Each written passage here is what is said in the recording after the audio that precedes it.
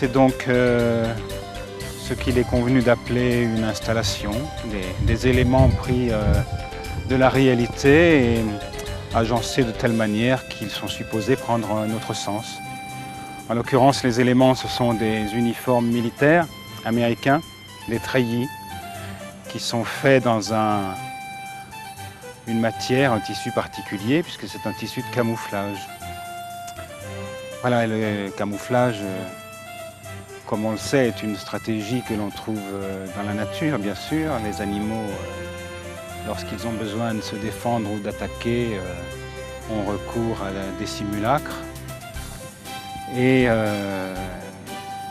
l'histoire militaire nous montre qu'après les périodes héroïques où l'on se paradait dans des uniformes clinquants, l'efficacité guerrière voulait que plutôt qu'on se camouflât. Alors bon, qu'est-ce que tout ça a à voir avec un jardin et une roseraie? C'est la question, j'imagine, à laquelle il me faut répondre.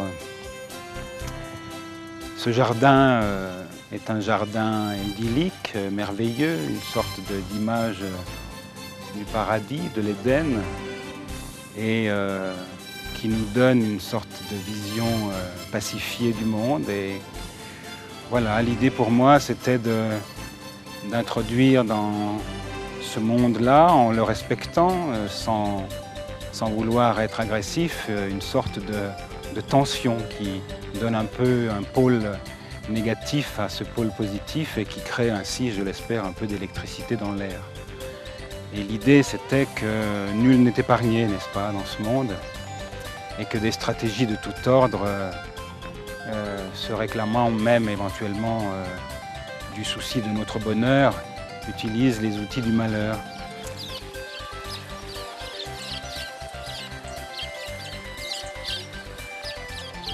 Bref, l'étendage est un lieu qui m'intéresse. J'en propose deux dans l'environnement du jardin. Il y a ce jardin suspendu numéro 1 et un jardin suspendu numéro 2 que j'ai appelé jardin secret, qui est dans un petit buisson quelque part et qui fonctionne sur un autre registre, celui de l'intimité, celui du linge, des dessous, ayant eux-mêmes recours à des langages semblables à celui-là, celui de la représentation de la nature, à des fins de parade amoureuse en particulier, qui est une des stratégies que l'on utilise pour survivre, n'est-ce pas? La reproduction nécessite la séduction.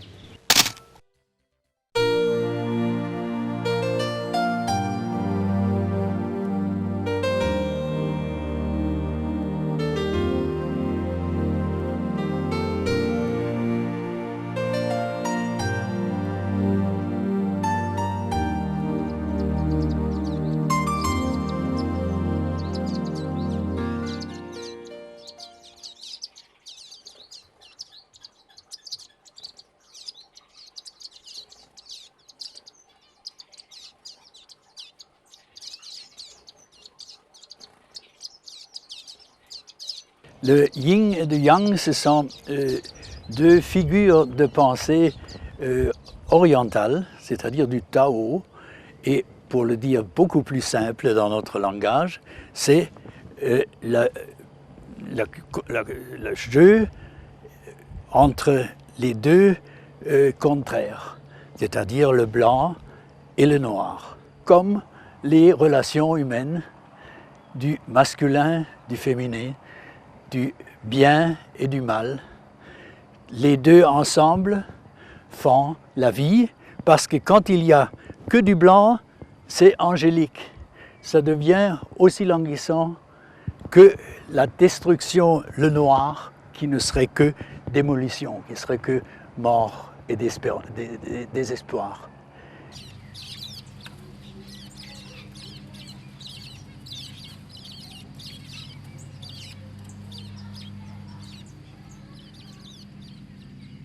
Alors, on a bien dit, c'est des carrés baladeurs. Donc, il y a éloignement, il y a rapprochement. Ici, c'est une position de rapprochement. Maintenant, on va les éloigner. Si vous m'aidez un peu, on va soulever ça, encore. 52 kilos doivent bien peser. Et lentement, on se met de ce côté-là. Voilà, et on va le poser très lentement. Voilà, et on est dans la figure d'éloignement. Et on verra ce qui se passera quand 8 jours seront passés. Parce que tous les 8 jours, tous les mardis, il y aura un changement de position. Cette fois, c'était la noire. La prochaine fois, ça serait et ça sera le carré blanc.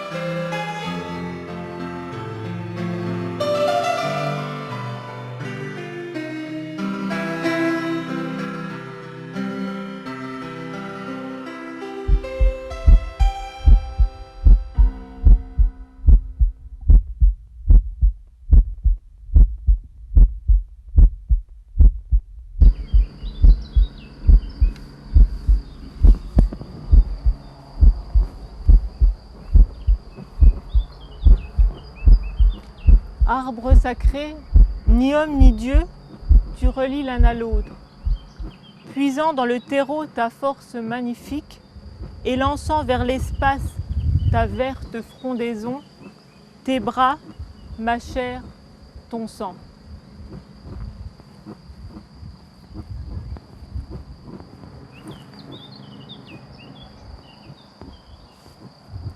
J'ai voulu par ce travail faire prendre conscience à l'homme, à l'humain, qu'il faisait partie de la nature, qu'il était élément de la nature, qu'il faisait corps avec elle.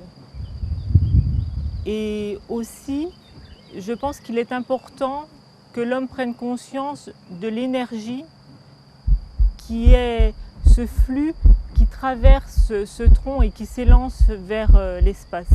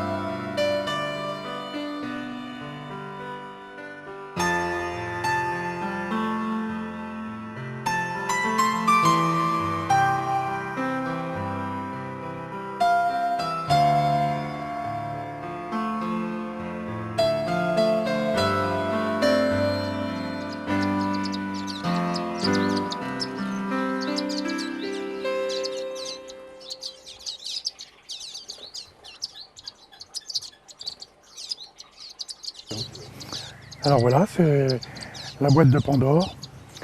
C'est un peu l'histoire d'Adam et Ève du point de vue chrétien. Là, je l'ai pris du point de vue grec. Et comme vous le savez, dans cette légende, le bien et le mal sont sortis de cette boîte. Et vous les avez à terre ici. Ne reste à l'intérieur que l'espérance. Et pour moi, ça veut dire beaucoup de choses, puisque c'est une image que j'ai eue pendant 10 mois. Et cette boîte, elle correspond exactement à ma taille.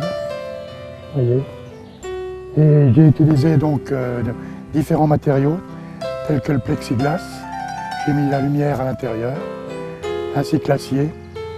Et j'ai utilisé les 3 couleurs primaires pour donner de la profondeur à cette réalisation. Et vous voyez qu'à l'intérieur, il y a justement la plante de l'espérance. Cette plante qui est nettoyante, que l'on trouve dans la pharmacie verte qui se trouve à côté. Voilà.